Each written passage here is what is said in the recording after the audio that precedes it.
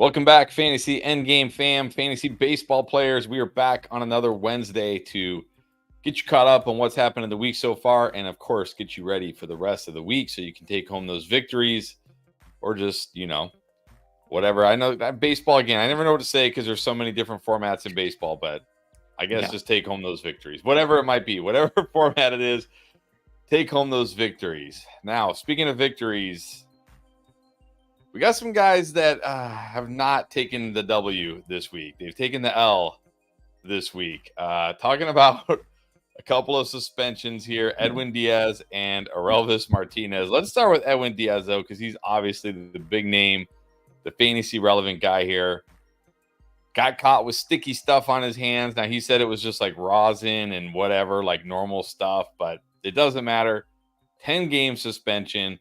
You put him on the buy low. You said you like him as a buy low. I assume that hasn't changed. I mean, nothing to make you change here. So if you got Diaz, first of all, are you panic dropping him? And second of all, if you don't have Diaz, are you trying to panic or trade for him from somebody who might be panicked?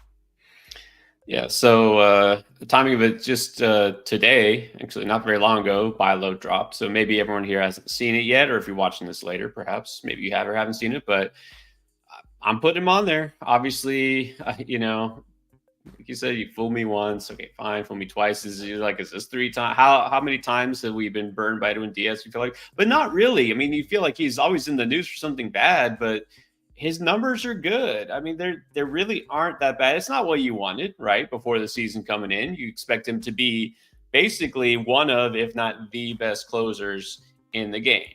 Right? I mean, that's how he was drafted. Even people just completely gave him a pass for his injury, having missed the entire season, and that's fine because he's back. He's fine. Okay, so 4.70 ERA. It's not what you wanted. 7 saves. No, it's not what you wanted either. But he's mostly been good, and I talked about it on the buy low video. His expected ERA is much lower. I'm looking at the whole body of work here. I always try to take a big picture approach, look at the whole thing. He hasn't shown signs of decline necessarily. I think his little blips have been mostly mental, all mental, I should say. It's not like there's anything to blame here physically. The IL thing it's not really a thing, right? So I think going forward, we still have to assume we're going to get maybe not what you would say prime Diaz, maybe not dominant best closer in the game Diaz, but you're going to get still one of the better closers in the game. And now with the fact he's going to be out a week, right? And people are just like, that's it. I'm done with him. I got one thing after another. This is when you buy low. That's exactly what the whole point of buy low is. You do this when it looks like a guy is, going to be not worthless, but this guys people don't want on their roster anymore. People get frustrated very easily. You've seen this, right? We've seen people talk about rage dropping, a player after a slow week. This is the time that you pounce. Well, looking at Yahoo, he has been dropped in 4% of leagues over the last week. So there are definitely people out there who are fed up and have had enough with him.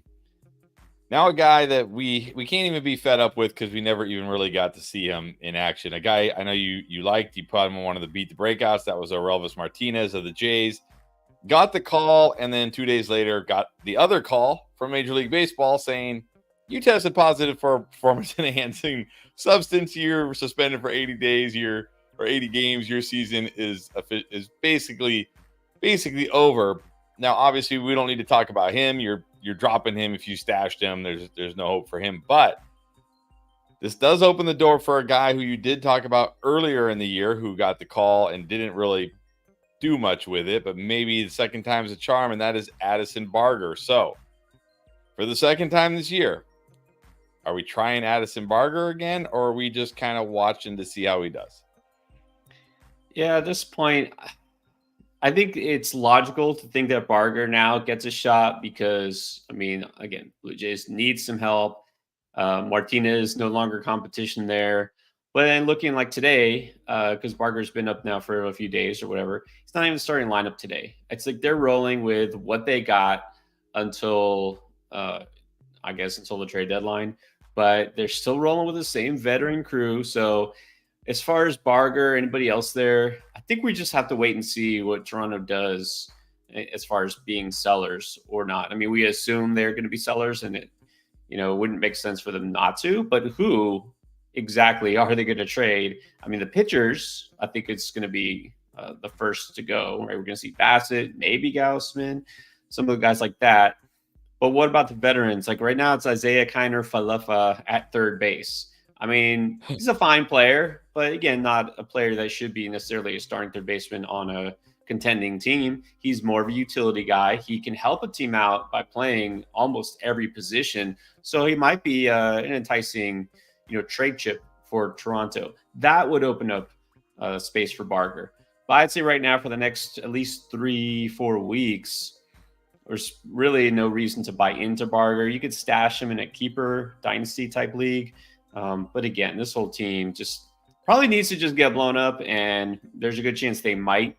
So right now, I think we're just going to have to still just not buy into anything Toronto related offensively until things change. And that's probably not going to be until late July. All right. So there you go. Now let's talk about a guy who is taking the W this week. Noelvi Marte looks set to return to Major League Baseball action. The Reds activated him from AAA, and now he won't be eligible until the series this weekend with the Cardinals. This is a guy last year in only 114 at-bats, hit .316, 3 home runs, 15 runs, 15 RBIs, 6 stolen bases. But in AAA, since he's in his rehab assignment in AAA this year, has a slash line of 151, 151, 170, with exactly as many walks as all of us on this stream. That would be 0 if you are bad at math, and a 28% strikeout rate. So on the one hand, excited he's back. On the other hand, as someone who stashed him, very nervous to put him in my lineup already. Is this a guy like if you stash him, let's wait and see if he's ready to go, or you just put him in your lineup right away? Well, this obviously depends on who else you got. But look, if you drafted Marte, it probably wasn't to be your starting third baseman all season, right? He's more of a sleeper type, even besides suspension aside. Still, this was a somewhat risky pick. So if you've been unhappy with whoever you have, like actually right now, I could say there's some teams where I would say if I had Marte, I would just throw him in there because I had Josh Young, who is also about to come back. So I've been just kind of playing waivers and rolling with different guys at third base. I had Michael Busch for a while. He got cold. Matt Chapman. I think I'm back to Busch. So if I don't really have a settled for sure starter, throw him in there, right? Throw him in there and see what he does. I don't really put too much stock into rehab games, especially for pitchers, but for hitter, the guy's still getting his feet wet, right? Look, maybe he doesn't do much his first game back. Maybe he's got a couple offers, but this guy has speed. He's the type who, as long as he just gets on base somehow, maybe he does decide to take a walk. Who knows? He steals a base for you. He's got power. Yeah. So for the most part, if I got him, I'll put him in there. All right, there you go. Roll him out there. Sounds like we're going to see him this weekend. And then this is a good segue to our next player. David Festa, who I believe you put on the Beat the Breakout, is about to potentially break out because he got the call and looks to be making the start tomorrow against the D-backs because Chris Paddock is injured. So this is a guy. He's also has an incredibly high strikeout rate, but that's a good thing because he's a pitcher. He's not a hitter. So lots of upside here, but you always talk about these guys making their major league debuts. How do you feel about them? So here we go. If you got him, if you picked him up, are you willing to roll him in your lineup, or are you taking a wait and see approach here? I'm waiting and seeing. I mean, that there's not that many rookie pitchers, so I'm just going to say, let's throw them in the fire. Let's see what happens. I mean, the teams do this. Am I going to do it for my fantasy team? No. Paul Skeens, exception, right? He was definitely an exception. Jared Jones was so good in the spring and started, right, opening day rotation. That was a different thing, At this point right now, look, David Festa is one of the top pitching prospects in the Twins organization. and he is a top prospect. That's why I talked about him. But let's see how he does. He wasn't exactly dominant in the minors. He was really good, but good enough to get the call, but not just flat out dominating. So, am I trusting him tomorrow? No, I'm not. Again, I think the potential for a disaster start, the risk here outweighs any potential reward. So I like him as a stash. I don't necessarily want to start him in my lineup though, but Festa is definitely someone to keep an eye on. And it's funny because I talk about him. You really never know with these prospects. You kind of try to get your finger on the pulse of things, how teams, are feeling about prospects, how they're performing in the minors, when there's a need, but you never really know. And that's exactly what I said about Festa. And it's just this week, I don't know. I guess the good vibes came and just nailed it because I felt like Festa, this is his time, right? This is the time to talk about him. And I said exactly what I said. Like, there is no spot in the Twins rotation for him. So if somebody gets hurt, if something happens, he's next up. And then I guess it just happened, today? Chris Paddock got hurt.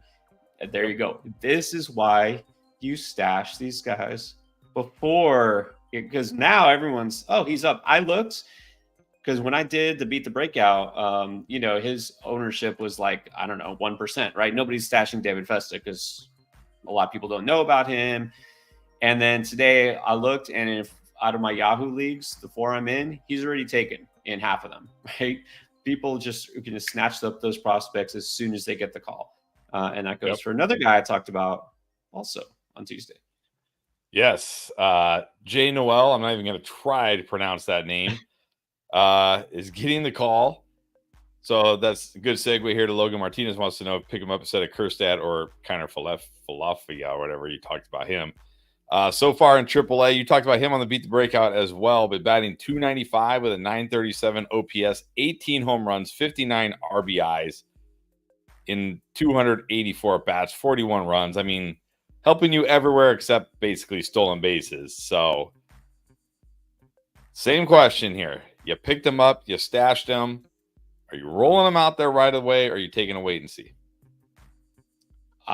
This is different because this is a hitter versus a pitcher, right? With pitchers, you've got to be a little wary. With a hitter, not so much. I'm going to throw him in there again. Depends on who else you got. Like, I'm not going to sit, a proven veteran, if I have I don't know, he's first base, outfield type. Like, I'm not going to sit Freddie Freeman to see what John can see Noel can do, But, hey, why not? Try him out at your DH spot. See what he can do. He is a guy who got called up because he was so hot, like he forced his way up, right? And I was all over Kyle Manzardo early in the season, preseason, really a guy that I have high hopes for. He didn't quite cut it, right? That's why they sent him down. Now they got Noel back up to see if he can do anything better. Why not? Why not? I'll take a shot on him. He's got legit power, like legit power. So yeah, if you want to try out Noel, I'm okay with that. Now, pick him up instead of Kjerstad. Here's the thing. I feel better about Noel getting at bats regularly than Kjerstad because we've seen with Cleveland, with Manzardo, he was getting, for a couple of weeks, he was getting a shot to be there every day in the lineup. So I think Noel will. Now that they did this, they're not going to just, jerk him back and forth for no reason. They're going to try him out and see what happens. Kjerstad, it's going to be an every other day thing. I feel like this is what I'm afraid of with him and Colton Cowser, right? We just don't know who's going to be starting any given day. I think Kjerstad's playing tonight. But unless he happens to just get super hot, and it's hard to do that when you're never sure on a daily basis if you're going to be playing or not. So would I pick him up over Kjerstad or Kiner-Falefa? Yes, I would. Kiner-Falefa is fine. The upside there is very minimal. All right, so there we go. I think we got it all covered. Some guys being suspended, some guys being activated from suspension, and some prospects getting the call. So hopefully that helps you out. And let's get to now your questions, as we often do. But first, not necessarily MLB related, but I do need to let you know, Underdog Fantasy right now has a very good special for all active users. Whether you like UFC or not, you can take advantage of this Alex Pereira. All he's got to do is land one strike in the fight this Saturday, and you're a winner there. But here's a really nice thing. If you're not an active user on Underdog Fantasy yet, and you go join and you sign up using our promo code ENDGAME, you're going to get another special pick. You can use both these picks. The special pick they give you as being a new customer, and the Alex Pereira one. That's two wins right off the bat. Easy peasy. Not to mention, they're going to give you up to $250 in bonus cash, again, when you use our promo code ENDGAME. So you get the bonus cash. You get these special picks. Take advantage of it if you haven't tried it out yet.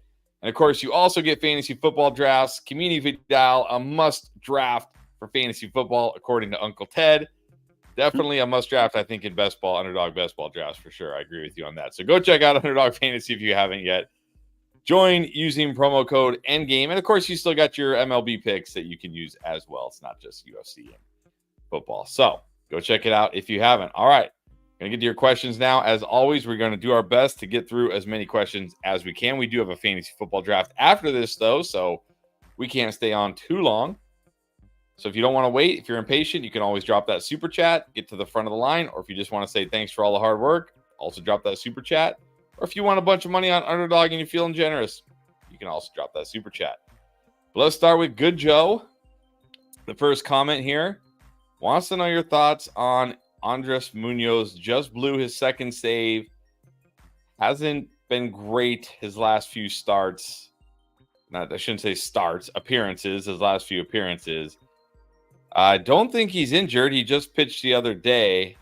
So what's going on here? What are your thoughts on him? Well, just today, the buy low video dropped. I talked about Edwin Diaz. But last week, right, just exactly a week ago, I talked about Andre Munoz as buy low. Same situation. This is a guy who's still really good. Is he still injured? Not as far as I know. I mean, I know he's not on the injured list. He's still pitching. If you're asking if he's still being affected by something, if he's like not 100%, I mean, we wouldn't know that, but I don't think so. I don't think it's anything physical right now with him. He's just in one of those situations where, because he did miss some time, and he is a pitcher who's had plenty of injuries throughout his young career. So they're probably just being a little careful with him. They're mixing and matching, situational. It's kind of annoying. It's kind of like Minnesota with Duran and Griffin Jacks. They both have value, but Munoz has been really effective. I talk about Edwin Diaz, been mostly good.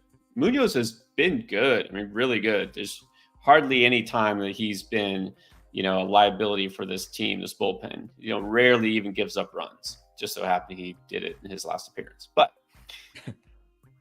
the save totals aren't going to be overwhelming compared to most closers, but I still think he's the primary closer the rest of the season. And I think that he's somebody that's still worth buying low, as long as you're not getting a ton of saves relative to other closers.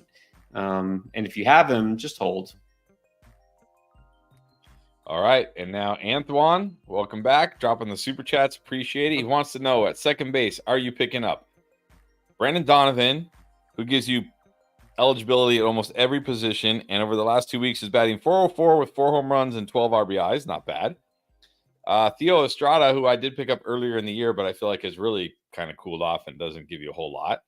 Zach Geloff, who had like 3 straight games with a home run and then kind of cooled off. Or Jonathan India, who's also pretty hot right now, batting .375.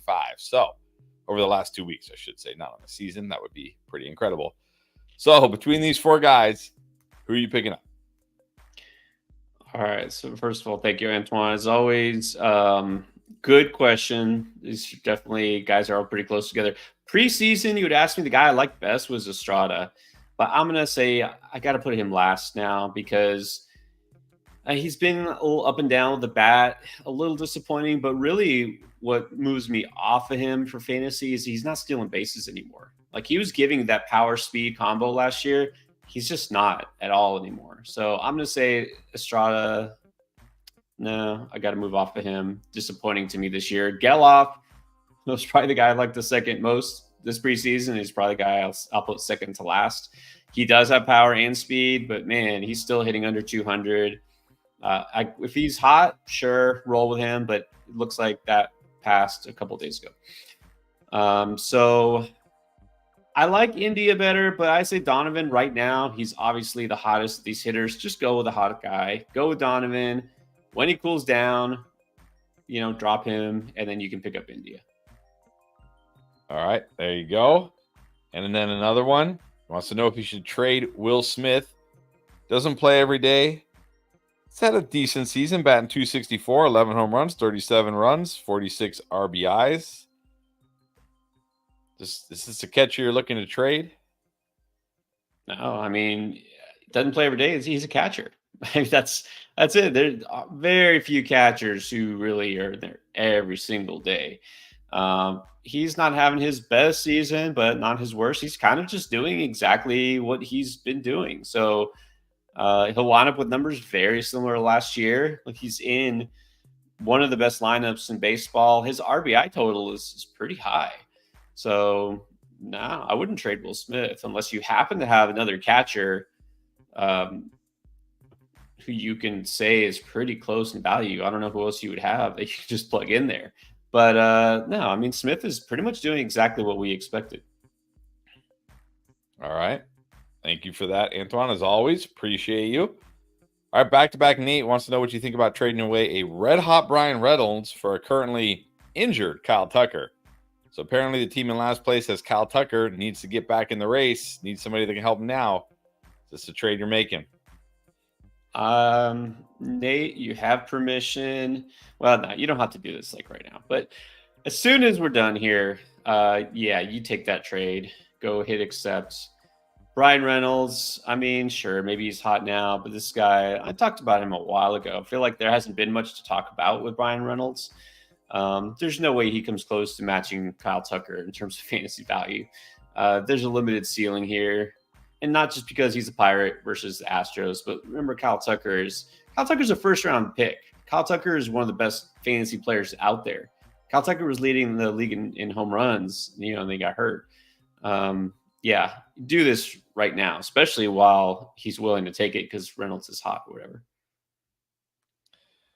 All right, take it and run. Harry Grossman, what's up, Harry? Good to see you again. Wants to know who you got rest of the season, Garrett Cole or Bobby Miller. Garrett Cole for his 2 starts so far, 8 innings pitched, a 9 ERA, a 1.88 whip, and only 5 strikeouts. But, of course, got to expect him to be rusty. So who you like better rest of the season? Yeah, and actually I looked at this, and I immediately assumed he was talking Bobby Miller. Now I realize it could be Bryce Miller. I thought about that too, but I assume Bobby Miller, but maybe not. But I'll just say this: it probably doesn't matter. I'm going Cole rest of the season. The only thing, I mean, here's the thing with Cole, and some people, just because he wasn't great in his very first start of the season, people are like, oh, he's not 100%. He's going to have a setback. He's going to get hurt and go back on the IL. Come on, let's not make too many assumptions here just because he was a little rusty. I think you just got to assume for now that Cole is going to be pretty much your what you expect from Garrett Cole. I'm going to say it's got to be Garrett Cole. So now, if he has after one more start, if we notice the velocity is still there, or somehow it ticks down, or he looks fatigued, or something indicating a physical issue, then that raises a red flag, and then I might say I'll back off of Cole. I guess for right now, though, I'm just going to assume it's going to be Cole. All right, there you go. Cole it is. Brian Looper wants to know any news on Max Mayer. Well, the news is that the Marlins decide they want to keep calling up random. I don't even call them prospects, just random guys from the minors to not be Max Meyer. Yeah, what was it, 2 weeks ago? Skip was saying, yeah, he'll be up soon. Now, maybe he wanted it to be that he was coming up soon, but apparently he didn't consult with the front office here. Yeah, I have no news on Max Meyer other than it's super frustrating. I'm actively perhaps seeking another team to be a fan of besides the Marlins. Usually very loyal to the 305, but this is beyond aggravating. Like, I get it. you tank. That's fine. Like, you just don't want to pay your players. There's no reason to have this guy out there throwing pitches in the minors when he could be doing it at the major league level. Like, okay, I think we've already established you're not going to make the playoffs. Like, we get that.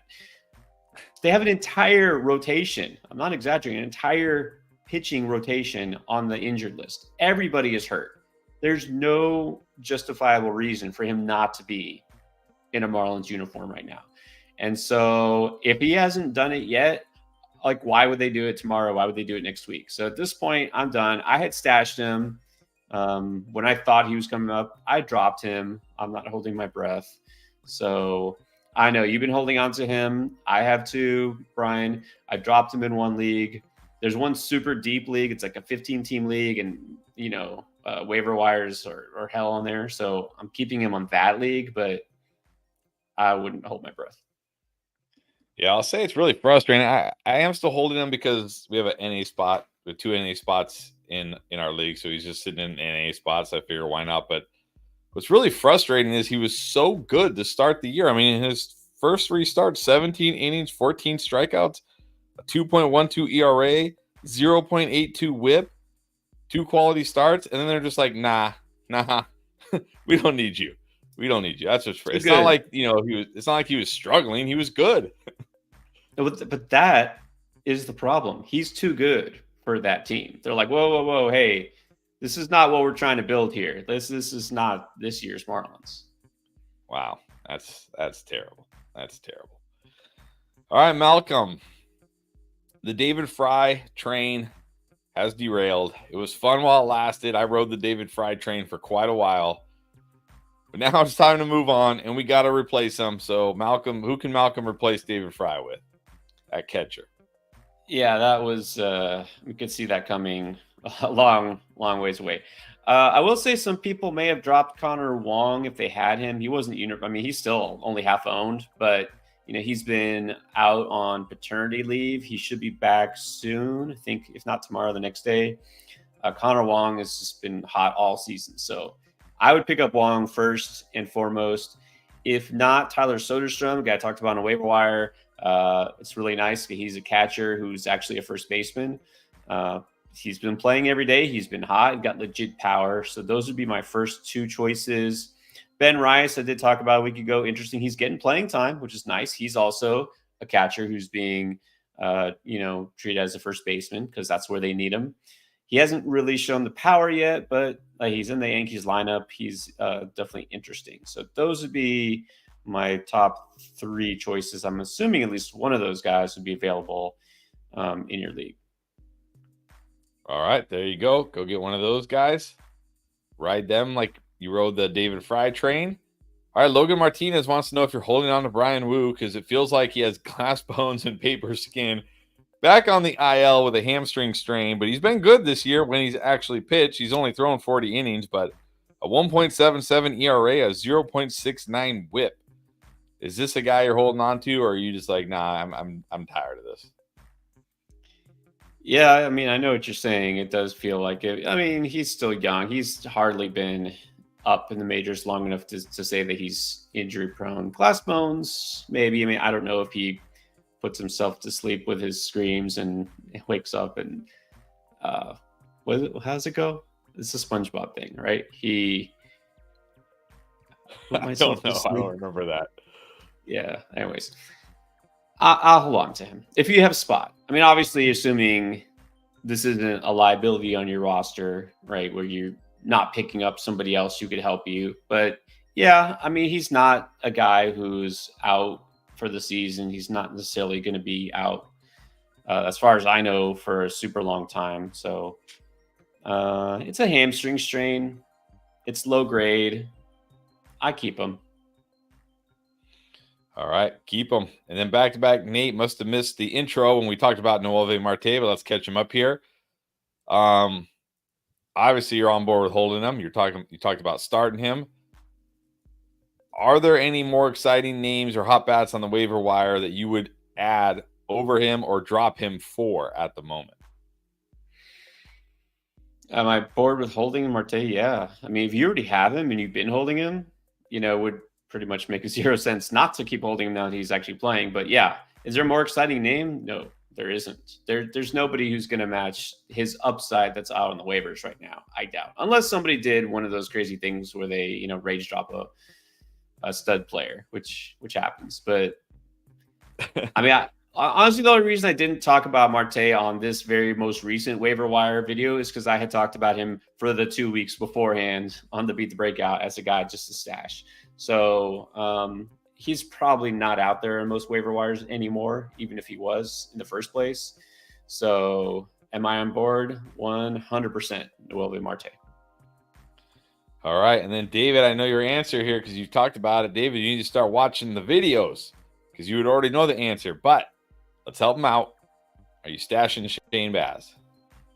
I am. And he's a guy, unlike Max Meyer, who I think his team will actually bring him up at some point because he's really talented. And even though they've been disappointing, they still probably want to try to win. And so we're just in a holding pattern here, which is frustrating, but it will be worth it, right? Once he does get the call, you're like, man, I'm glad I got him, had him stashed. Because if you leave him out there and somebody else picks him up, you're going to be super irritated. And then we just got word, and it's been confirmed. Jaworski Noel, first at bat, home run. So if you started him, congratulations. I'm just going to say it again. I'm preaching to the choir here because you guys obviously already know because you watched it. This is why you stash these guys. Because now if he's out there in the waiver wire, guess what? You're fighting with everybody else who's paying attention to get him, right? You're throwing your fab down or whatever. This is why this is why we do it. All right. Yes, I'm sort of taking a little victory lap here. Sorry. Yes. F, who dropped a comment on one of my chess videos. Thank you, F. Nice. Impressed you found it. Lamont Wade Jr. has been his most added drop player over the last 2 seasons. It's a daily points league. Do you share his hopes that one day he will become more than a streamer when he returns? Well, I'll say this about Lamont Wade. I mean, you kind of talk about a guy with glass bones and paper skin. I mean, Wade, we can say that he's had a lot, which, by the way, I found the quote because I was dying to know it. I will tell you in a second. Before he got hurt this year, Lamont Wade was on fire. His StatCast numbers are among the best in the league. And that's partly because he only plays against right-handed pitching. He's a really good left-handed hitter versus right-handed pitching. But here's the problem is, will he become more than a streamer? It depends on the schedule. Because if they're facing, let's say in a given week, especially if you're in a weekly league, if they're facing, let's say 3 lefties that week and they have a day off, you're only getting 3 games out of them. You know what I mean? So it limits his upside. Obviously, any batter who is going to sit, in any sort of a platoon has somewhat limited upside. He's got to be productive enough when he's out there. And he was, but after missing a month of time, doesn't necessarily mean he's going to be. So I do have hope that he'll become more than a streamer, but I'm not going to assume that he will be. I mean, he's still going to be what he's always been. But he is a quality hitter. I am going to talk about him because I know he's rehabbing. He's bound to come back, I think, next week. But you have to recognize the limits, of his value. All right, I have to say it now, sorry, because it's on my mind. Okay, so I don't know. You can apply this to any player that you want, but this is directly from the SpongeBob. I was born with glass bones and paper skin. Every morning I break my legs, and every afternoon I break my arms. At night I lie awake in agony until my heart attacks put me to sleep. All right. There you go. Lamont Wade. All right, Jake, what is up, Jake? How do we feel about Seiya Suzuki? He's in a 10-man points league. It's not a ton of good outfielders to replace him, but I wish he was producing a little bit more. Yeah, in a 10-team league, I mean, he's still startable. Like, Suzuki's a guy I always feel like I'm a little too optimistic about. I like him. He is starting to actually run a little bit, which is nice. Can use some steals. He does have power. Average, 270s, 280s is reasonable. He does have value in a 10-man points league. Kind of a marginal starter, I would say this, in that shallow of a league. So I like him. I do think that he's bound to do a little bit better. I like Suzuki overall. 10-man league. He's not a must start, but yeah, I don't know if you're going to find somebody better than him necessarily. I will say that too about, let's just jump back to Lamont Wade. I think he said he has him in a points league. He does have more value in a points league than a roto league. Suzuki, not quite so much, but I still think he's playable. All right, there you go. Chris, what's up? Chris wants to know, is Bo Bichette going to be a bust the rest of the season? Well, why would he stop now? Is there anything to show us that he's not going to be a bust? I think it's the question at this point, because he was already kind of disappointing last year, except that he finally picked up his batting average, but the steals disappeared. The power was okay. And now this year, it's kind of just all disappeared. So I don't think I've called Bichette a buy low this season, because I really don't want to buy into him. I'm just going to assume yes. I think he might wind up being a bust rest of the season. All right. Unfortunately, looks like he's going to be a bust. All right, Brendan with a trade question. Spencer Steer and Luis Castillo for Jose Altuve. Which side do you want? I mean, Altuve is having another great season, but I'm going to keep the Steer. The Steer Castillo side, because Castillo, despite having a not so great recent start and not amazing season, he's still a frontline starter, and that's super valuable. And Steer is going to, for the most part, be able to replace a lot of the counting stats that Altuve will. I mean, obviously, this depends. Is Steer just like a bench bat for you? Is he a guy you don't really need? Are you deep enough at pitching that you're not going to feel the loss of Luis Castillo? If that's the case, and this is like trading surplus, okay. But for the most part, if you just ask me, I'd rather have the first side. All right. So I guess if you're getting Steer and Castillo, take it. If you're getting Altuve, don't. And then, so Noel is playing tonight because Josh Naylor is not. So we got to bask in the glory of the Noel home run. But Harry wants to know what's going on with Josh Naylor. Now, he didn't play the other night, but it was against a lefty. But tonight, it's against Grayson Rodriguez, a righty. So what's going on here? Is there an injury they're not telling us? Why isn't he in the lineup? Any reason it hurt anything? I haven't heard. In fact, that's what I'm seeing is that he's out and people don't know why. So that is weird. I don't know what the deal is. I wouldn't be worried, because if there was something going on that was serious, they probably would have just put him on the IL. But he'll probably be back. It's weird when they don't disclose it, right? They're supposed to say, even if it's just like he's day to day, why not say something? So it could be nothing. I'm not going to worry if I haven't heard anything official. So no news, I guess we'll assume, is good news, even though that's usually not how it works out. Is Arthur Smith the manager of the Guardians over there? Like, just not disclosing migraine? injuries? Maybe it's a migraine. Yeah, like, no, he's fine. We're just not going to play him. And then it's like, oh, okay, yeah, he's on the IL. All right. Well, oh, wait. Nope. Okay, Harry's saying thanks for all the help. Our pleasure. Jake saying awesome. Thanks for help. Love the videos. Looks like that's about it. We're about caught up there, unless anybody has some last minute questions here. Like I said, we're going to go to the other Endgame channel. If you want to go, if you play fantasy football, you can come mock draft with us. We're going to do it's free, totally free mock draft to get you ready for the fantasy football season. If not, don't forget, we will be back here Sunday streaming live to wrap up the rest of the week and get you ready for next week in fantasy baseball. And of course, buy low drop today. Make sure you go check that out. Talk about some of the players we talked about on the stream here. Of course, Beat the Breakout talked about Festa and Noel on Beat the Breakout. So you want to definitely Make sure you're watching those videos. And of course, we got waiver wire coming out on Friday. You're definitely going to want to catch that one so you know who to go pick up on the waiver wire. And again, we'll see you back here on Sunday. And don't forget, Underdog Fantasy still giving you that special. You get Alex Pereira, the least one strike, you win. Plus, you get another special pick just for being a new customer. And you get bonus cash up to $250 if you join using promo code ENDGAME. So check out Underdog Fantasy. It's a ton of fun. And good luck the rest of the week for all your teams. Hopefully everybody smashes it this week, and we will see you on Sunday.